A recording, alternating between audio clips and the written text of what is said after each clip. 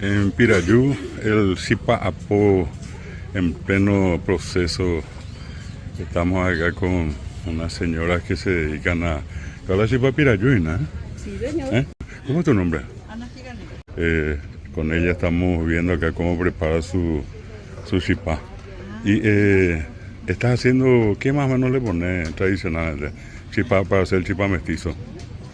Y por ejemplo, la mistura, Ujú, maíz, grasa, queso, Ujú. almidón, huevo, ujú. se pone. Sí, sí.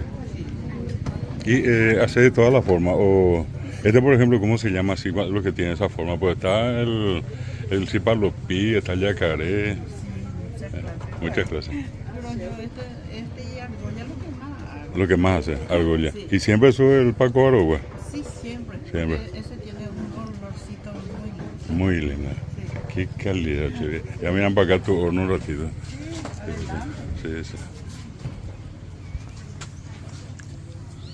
El tatacuaya está preparado acá para recibir una partida de chipá que están preparando en este momento. Esto es en Pirayú. De fondo está la estación de tren y un montón de gente acá, unos puestos que están con artesanos.